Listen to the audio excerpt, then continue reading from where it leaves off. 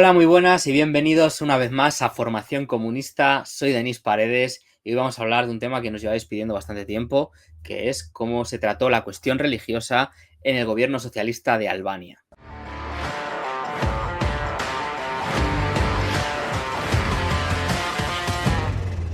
Bueno, antes de empezar, tenemos que tener en cuenta que toda la información que se pueda acceder acerca de Albania es bastante difícil de encontrar y que es una información que está sujeta además al relato fantástico, al anticomunismo. Se cuentan las historias más disparatadas y locas sobre ese periodo de la historia albanesa y nosotros hemos venido un poco a desentrañar, a quitar un poco el polvo y la basura que han vertido sobre la historia de este pequeño país que dio un ejemplo maravilloso de resistencia y de cómo llevar a cabo el socialismo y desarrollar esas ideas bajo unos principios fuertes. Entonces, si vosotros os ponéis a buscar sobre cómo se han tratado las religiones en Albania, cómo se ha tratado el Islam, etcétera, podéis encontrar de todo. De hecho, nosotros hemos encontrado un islamista fundamentalista loco que ha escrito un libro, ¿no?, en el que dice que poco más que ha habido un holocausto contra el Islam, cuando para nada ha sido así, sino que simplemente pues, se ha perseguido comportamientos arcaicos, comportamientos medievales y comportamientos que no tienen cabida en una sociedad desarrollada. Y en Albania, pues como en otros países socialistas, se luchó también contra el Islam y de eso pues vamos a hablar hoy. Vamos a hablar un poco a lo largo de este vídeo sobre cómo se desarrolló un poco el contexto religioso antes de la etapa socialista y, por supuesto, durante la etapa socialista. Así que ya sabes, quédate en este vídeo y recuerda suscribirte, darle a me gusta, hacerte miembro del canal, etcétera, que nos ayudan a traer vídeos como este que ha tenido bastante trabajo detrás. Bueno, Albania ha sido principalmente a lo largo de su historia un país de mayoría musulmana. Fue un país que estuvo bajo el imperio de los otomanos hasta principios del siglo XX y que por ello pues la mayoría de la gente albanesa se considera musulmana.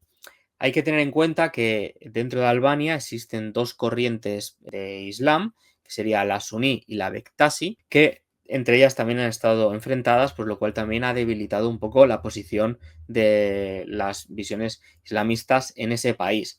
Además, la forma en la que la gente ha entendido la religión en Albania siempre ha estado por debajo de la visión nacional del país, ya que en su liberación contra los otomanos lo importante no era tanto una visión religiosa, sino una visión de liberación nacional. Por lo tanto, el Islam en Albania es un Islam, sobre todo a día de hoy, bastante diferente a lo que podemos encontrar en otros países donde sí que hay un fundamentalismo más fuerte. Esto no quiere decir que estemos blanqueando el Islam, sino que tenemos que ponernos en posición de que la situación del Islam en este país pues tiene bastante menos fuerza, sobre todo gracias al desarrollo que ha habido de el gobierno socialista, que ha rebajado y ha intentado, bueno, pues que si cada uno quiere profesar su religión en su casa, lo pueda hacer, pero que en el ámbito público desapareciera totalmente. Todo este esfuerzo ha repercutido en que a día de hoy en Albania tengan un Islam que no tenga nada que ver con el Islam que podemos encontrar en otros contextos. Para poner un ejemplo, la composición religiosa de Albania, alrededor de los años 40, sería de un 70% de Islam, compuesto por estas dos corrientes que hemos dicho, y un 30% de cristianos, los cuales se repartían entre cristianos católicos y cristianos ortodoxos. Concretamente, un 20% de cristianos ortodoxos y un 10% de cristianos católicos. En la época de la República de Zogoli, en 1925-1928 y posteriormente en el reinado del rey Zog, desde el 28 hasta el 39, se intentaron romper lazos religiosos con Turquía, intentando no tener esa dependencia que tenían de Estambul y, sin embargo, pues abrirse un poco a Occidente, ya que prácticamente en esta época funcionaba como un protectorado de Italia. Se permitió, por ejemplo, que las mujeres se pudieran quitar el velo en 1937 y se dieron ciertos pasos hacia esa apertura hacia Occidente para intentar dar una imagen de Albania más abierta. Tenemos que tener en cuenta que la composición que había en esa época de Albania era una composición prácticamente en muchos aspectos, sobre todo en el norte, y en las zonas de montaña muy tribal, en los que todavía reinaban leyes de venganzas tribales y bueno, pues un poco leyes medievales o incluso anteriores, y que se luchó activamente contra eso, sobre todo desde parte del régimen socialista que vendría después. Tenemos que tener en cuenta, como hemos dicho, que había dos corrientes del Islam que estaban enfrentadas. Esto permitía que la acción del Estado fuera más sencilla porque no había un frente común como puede haber en la actualidad en ciertas regiones que están empezando a islamizarse, como por ejemplo puede ocurrir en España, en el que solo hay una corriente de mayoría principal suní que actúa bajo un mando más unificado. Aquí, sin embargo, pues al haber esas dos corrientes enfrentadas, era más fácil debilitarlas. También hay que tener en cuenta que en esta época, tanto los fundamentalistas islámicos como los fundamentalistas cristianos, en muchas cosas estaban de acuerdo. Por ejemplo, respecto a la visión que tenían de la mujer, coincidían en varios puntos y hubo ciertas curiosas alianzas para imponer ciertas leyes restrictivas, como por ejemplo fue el caso de las leyes que se aplicaban a la mujer. Por ejemplo, tanto cristianos como musulmanes aprobaron la imposición de un código, que era un código que venía del siglo XV, denominado, voy a leerlo porque lo siento, pero mi albanés es, es inexistente, mi capacidad de leer albanés, es el código de Lek Duka Gigni. La Lek Duka Gigni era este código que permitía, entre otras cosas, bueno, pues que un marido pudiera pegar y encadenar a su mujer si la desobedecía, que un padre pudiera pegar, encadenar, incluso matar a sus hijos, etcétera. Son leyes, bueno, tribales de prácticamente medievales que en cierto sentido, pues que los más reaccionarios y fundamentalistas de ambas religiones se pusieron de acuerdo en imponer. Para que veáis qué tipo de cosas se decían en este código, un filósofo en 1977, Guibert Muri, decía: según la recopilación de costumbres de la Lek Dukaghini, el marido tiene el derecho de golpear a su mujer y a encadenarla cuando no obedece a sus palabras y sus órdenes. El padre tiene derecho a golpear, a encadenar y a matar al hijo o a la hija. Es deber de la mujer permanecer bajo la dominación del marido. Este tipo de códigos persistían, aunque no de manera por parte del Estado, sino por parte de las propias tribus que vivían, sobre todo en el norte de Albania. Cuando hablamos de tribus no tenemos que estar pensando en gente en taparrabos, sino de grupos que vivían en las montañas, bastante aislados, zonas a las que el Estado tenía dificultad para llegar y que hasta que no llegó el gobierno socialista no se tomaron en serio llevar el orden y el progreso a esas zonas. Durante la época del rey Zog también se le permitió a la mujer trabajar, pero siempre y cuando la mujer contase con el permiso del marido, obviamente. O sea, era un adelanto que era un poco maquillaje de cara, como hemos dicho, a Occidente y a esas relaciones que mantenían principalmente con Italia. Y como hemos dicho, el norte de Albania pues era un poco ciudad sin ley, donde se permitían pues matrimonios forzosos, matrimonios infantiles, todas las costumbres terribles que os podéis imaginar. Obviamente había zonas totalmente regidas por la Sharia y además había una ley de sangre propia de Albania en el que se legitimaba que si alguien pues mataba a alguien, pues que la familia de esa víctima fuera y matara a alguien de la familia del asesino. No tiene por qué ser asesino, sino como que había, pues eso, que un clan mata a alguien de otro clan, pues ese clan tiene derecho a matar a alguien del otro. Y había pues esa venganza, ese ojo, por decirlo así, impuesto totalmente en esas zonas más recónditas del norte de Albania. De esta forma llegamos ya hasta 1944, en el que el pueblo albanés, liderado por el Partido Comunista, se libera de la ocupación fascista y comienzan a implementar pues, las medidas que encaminarían a Albania hacia el socialismo. En este momento, por la construcción de ese frente común antifascista, la cuestión religiosa se relega a un segundo plano y lo importante es reivindicar ese sentimiento de liberación nacional. Por lo tanto, pues los comunistas también, de una manera bastante inteligente, se centran en ello y por el momento obvian la cuestión religiosa, la cual tratarían más adelante. De hecho, en este momento se llega a hablar de que la religión de Albania es la albanidad, ¿no? La propia Albania, ese sentimiento nacional. En palabras del propio Enver Hoxha, líder del Partido Comunista albanés, otro medio del que se valió el fascismo para dividir a nuestro pueblo y preparar la guerra contra Grecia fue la religión. Trató por todos los medios de enfrentar a los musulmanes con los ortodoxos y los católicos y viceversa, pero el resultado fue contrario. La región del albanés es Albania. Podemos dar aquí en esta cita una muestra absoluta de que como esas fricciones entre religiones fueron intentadas aprovechar por los fascistas para debilitar el régimen, cuando lo que hizo fue fortalecer esa idea común, esa identidad colectiva. Por eso es importante la identidad colectiva, porque aúna a todo un pueblo para luchar, en este caso, contra el invasor fascista. Esto es una cosa de la que podemos tomar nota a día de hoy. En otra cita de Hoxha, por ejemplo, reivindica: el Partido Comunista fue el único que se presentó abiertamente al pueblo, fue el único partido que planteó a sus miembros y a sus cuadros un objetivo bien definido: la liberación de nuestro país. Vaya, aquí Hoxha no está hablando de tomar los medios de producción y de llevar a cabo la revolución socialista, está hablando de liberar un país. Entonces los comunistas, obviamente, durante toda la historia han apostado por formar este tipo de frentes amplios para abordar los problemas principales. ¿Cuál era el problema principal que tenía Albania? Pues obviamente la ocupación fascista.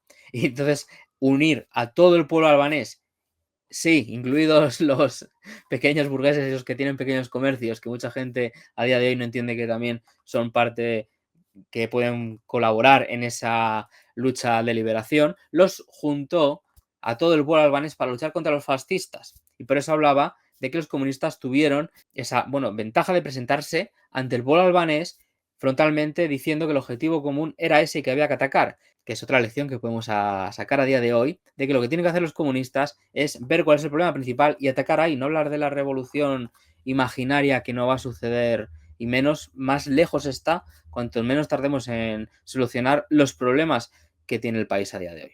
Pero bueno, volvamos a Albania y volvamos a lo que nos estaba contando esta cita de Hoxha. Decía que el Partido Comunista sabía bien que sin el apoyo del pueblo no sería capaz de hacer nada.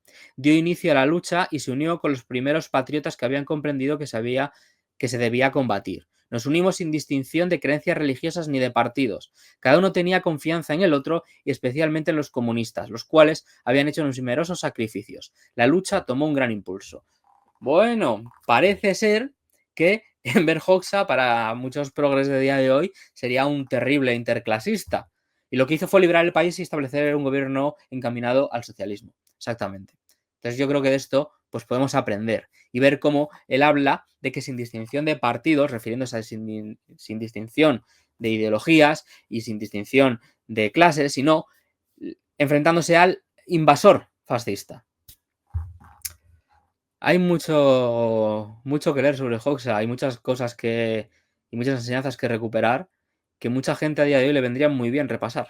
Obviamente esta liberación, como he dicho antes, pues conllevó al establecimiento de la República Popular de Albania y un gobierno encabezado pues por el Partido Comunista, concretamente liderado por Enver Hoxha. Entre estas medidas también se aplica medidas que vayan en contra de los fundamentalistas católicos, ya que los fundamentalistas católicos eran partidarios de lo que había sido la Italia fascista y obviamente pues era gente que estaba financiada y estaba con unas ideas totalmente reaccionarias, no era gente que llevara su religión en lo privado sin molestar a nadie más, sino que ellos querían imponer ese fundamentalismo religioso. Esto también ocurría por parte de grupos islamistas y obviamente también se actuó en consecuencia, pero es de recordar que parte de la reacción estaba, y es verdad, bajo ideologías de fundamentalismo católico. Podemos ver como Hoxha, por ejemplo, decía: existen estrechos vínculos entre estos grupos fascistas terroristas y los del clero católico de la organización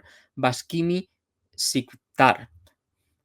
En primer lugar, estos vínculos los confirman claramente sus objetivos comunes, pero asimismo estaban vinculados desde el punto de vista organizativo.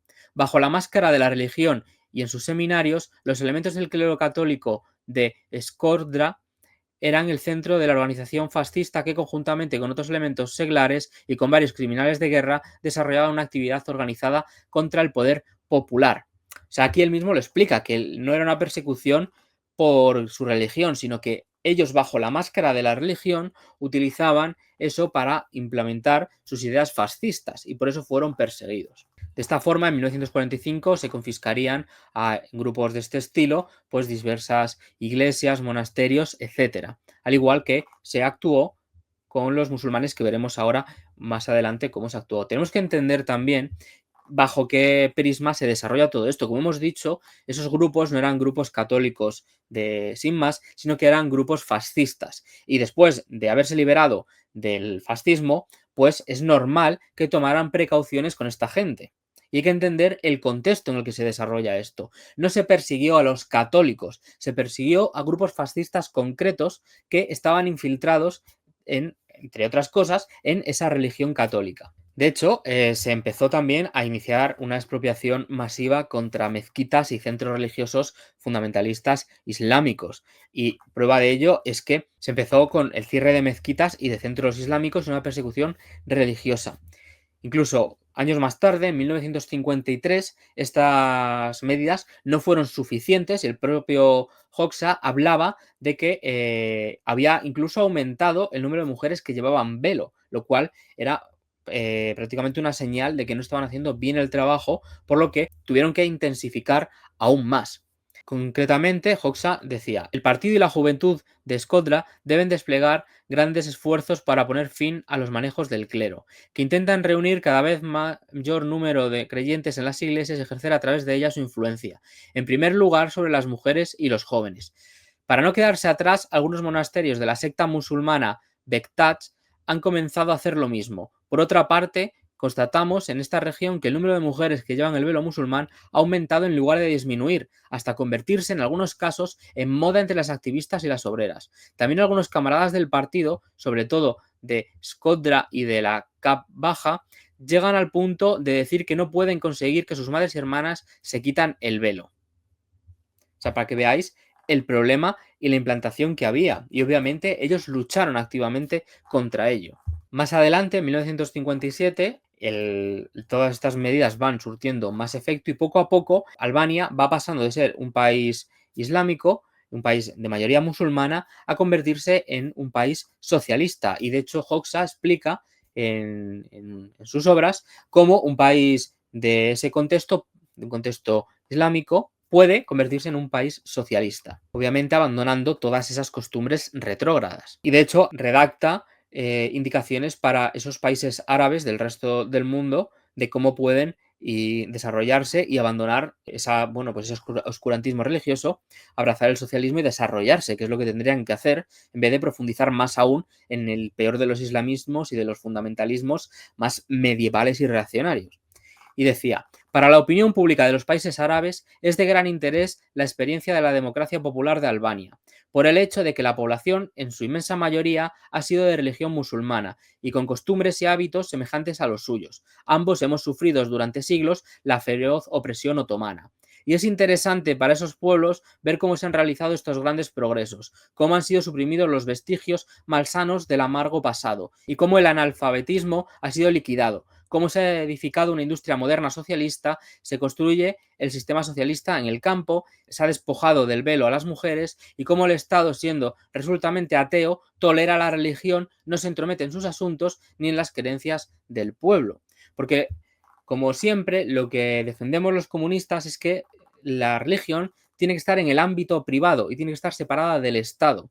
En el momento en que una religión quiere tomar parte del Estado y quiere tomar parte de la vida pública, imponerse e imponer sus leyes y su forma de ver el mundo, en ese momento es una religión que hay que combatir. Por eso, a día de hoy en España, tenemos que ver qué religiones quieren hacer eso y cuáles no. Todos sabemos qué religiones quieren hacer eso y cuáles no. Por lo tanto, todos sabemos cuál hay que combatir. Yo creo que no hace falta que diga más. Durante el desarrollo de los años 60 en Albania se produjo además una revolución ideológica, por lo que se profundizó aún más en esta lucha contra el oscurantismo religioso, llegando hasta el punto de que en 1967 se proclamaría ya como el primer país ateo que ha habido en la historia de la humanidad. Esto se materializaría con la creación de dos decretos: el decreto 4236, que formalizaba la expropiación de todos los edificios religiosos para su posterior cierre o conversión en edificios culturales, ya sabéis, bibliotecas, museos, casas del pueblo, etc.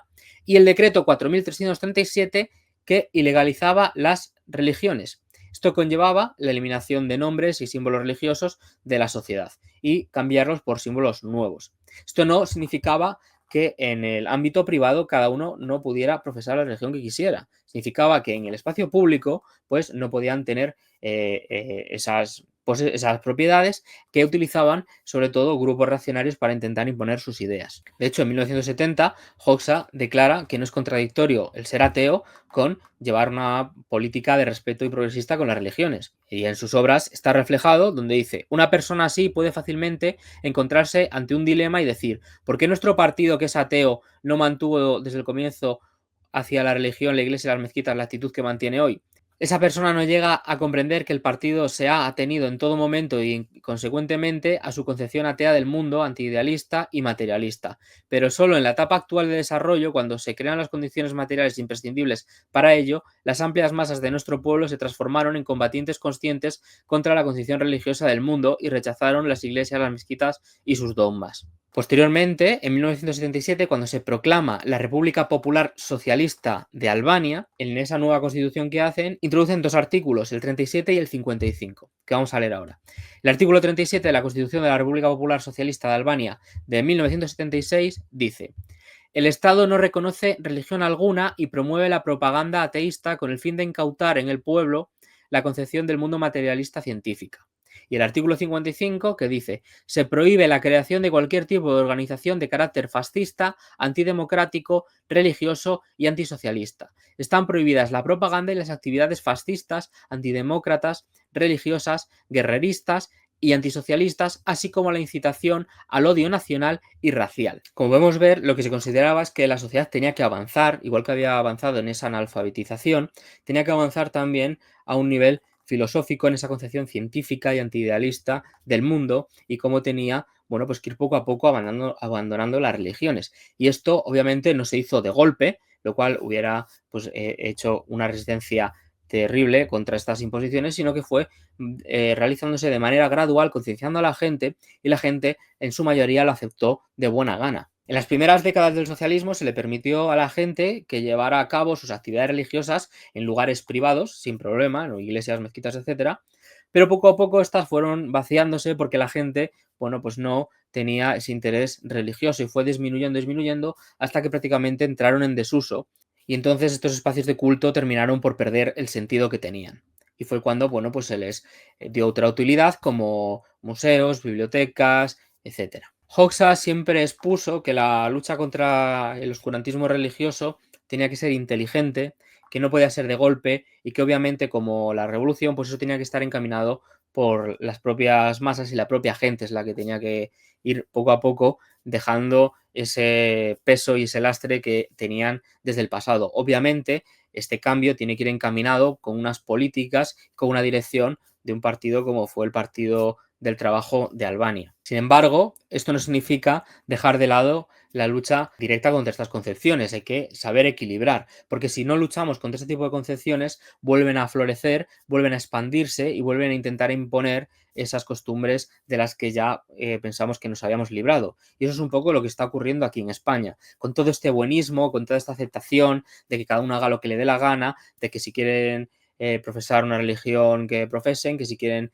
velar a sus hijas que las velen, lo que estamos consiguiendo es que vuelva a florecer y que vuelva a haber cada vez más esa visión reaccionaria y medieval de las religiones y que esas religiones vuelvan otra vez a la ofensiva, vuelvan a imponerse y terminen, si no se les para y si no se les hace frente, por convertir esto en un califato. De hecho, podemos aprender mucho de una cita de Hoxha de 1978 en el que dice: pero no olvidemos que la religión, independientemente de que en nuestro país no ha sido tan virulenta como en otros, por las razones ya expuestas, de todas formas está entrelazada con los acontecimientos, las costumbres, las ideas de la sociedad albanesa en diversos periodos y han podido influir en estos acontecimientos, en estos hechos y en el carácter de nuestra gente, en un lugar más y en otros menos. Por tanto, tenemos la tarea de combatir estos remanentes con inteligencia, sabiduría y de manera bien organizada y no dejarlos jamás en el olvido. No subestimarlos jamás, porque vemos como en los países donde domina el revisionismo moderno, tanto en la Unión Soviética como en los demás países, donde la nueva clase burguesa capitalista arrebató el poder de las manos del proletariado, la Iglesia y la mezquita han vuelto a desarrollar abiertamente su actividad. Recordar que obviamente en esta época, en 1978, en la Unión Soviética no había ya ningún tipo de socialismo, ya habían pasado décadas del 20 Congreso y estaban en la época de más, bueno, pues de expansión de ese poder de los burgueses y capitalistas dentro de la Unión Soviética a las puertas ya casi de realizar lo que sería la perestroika, ¿no? Bueno, como hemos visto a lo largo de este vídeo, hemos visto un poco pues, cómo se trató la cuestión religiosa en Albania y cómo se llevó a cabo esa lucha contra el Islam, contra el oscurantismo religioso en general, y cómo esa visión de entender que las cosas hay que tomarlas con inteligencia, hay que hacer un análisis materialista real, no centrarse en, como mucha gente quiere, no, hay que abolir la religión, pumba, abolida. No tiene sentido hacer eso. Hay que pensar, hay que llevar a cabo iniciativas por parte del partido y hay que hacer una lucha férrea cuando es necesario, igual que se hizo esa lucha contra esas imposiciones medievales de ese concepto que tenían de la ley sobre la mujer o de la venganza de sangre, en las que directamente había que hacer una lucha de mandar al ejército. Pero en otros contextos, saber, bueno, pues que si poco a poco se va educando a la población, se va desarrollando, analfabetizando, etcétera, la gente por su propio pie deja de acudir a esos espacios de cultos, deja de caer en esas visiones reaccionarias y aunque culturalmente puedan conservar algún tipo, bueno, pues de tradiciones, festividades, etcétera, no está la religión a la ofensiva como vuelve a estar cada vez que se le deja esto de libertad. Y por eso el buenismo que tenemos aquí con religiones que pretenden imponer esa visión reaccionaria fundamentalista, que todos sabemos perfectamente cuáles son, pues tiene que hacernos ver un poco, aprender de la historia de cómo se le trató en otros países. Este ejemplo de Albania se puede también apoyar en el ejemplo que vimos hace poco en un vídeo sobre el Jujum, que fue esa ofensiva que llevó el gobierno de Stalin en la Unión Soviética contra el Islam. También tenemos que tener en cuenta que en Albania el Islam tuvo unas imposiciones y un desarrollo más bien débil debido a esas dos corrientes que estaban enfrentadas y que no tenía una visión, como tiene aquí en España, exógena, de algo que viene de fuera a imponerse, sino que era algo que estaba cayendo en cada vez más debilitado, cada vez la gente lo seguía de una manera más cultural y menos religiosa, como por ejemplo puede ser el catolicismo en España. El catolicismo en España, la gente, la mayoría, no lo sigue fervientemente diciendo que hay que ir a una cruzada, sino que, pues, a lo mejor el único contacto que tiene con la iglesia es que se casa por la iglesia o su hijo hace la comunión. Va a 2 misas al año porque son las fiestas del pueblo. Ese tipo de visión religiosa de no practicante era un poco parecida a cómo estaba visto el Islam en el desarrollo de Albania y a día de hoy se puede ver en que la religión musulmana en Albania está cayendo en bajos históricos y cada vez la gente la sigue menos, cada vez son menos la gente practicante de esa religión. Pese a que Albania estuvo con el yugo de los otomanos durante siglos. Entonces, obviamente, ellos parten de un contexto cultural diferente al que podemos partir aquí. Es por ello que ellos, bueno, pues supieron afrontar esto y tuvieron todas estas medidas que llevó a la consecuencia de esa visión atea y materialista que llevó a cabo el régimen albanés. Así que bueno, espero que os haya gustado este vídeo. Os recomiendo a todos, si queréis saber más sobre el tema, podéis consultar las obras escogidas de Enver Hoxha. Son 6 tomos que están aquí. Y que, bueno, si, si queréis, bueno, pues podéis consultarlos y ver todas estas citas que hemos visto, ver el desarrollo. Os recomiendo concretamente Historia del PTA, que es la historia del Partido del Trabajo de Albania, que también trata muchísimos de los textos que hemos sacado son de ahí. Y podéis consultarlos si queréis. Espero que os haya gustado este vídeo y ya sabéis, si queréis más vídeos como este, darle a like, darle a me gusta, seguirnos, compartirnos y nos vemos en el próximo vídeo.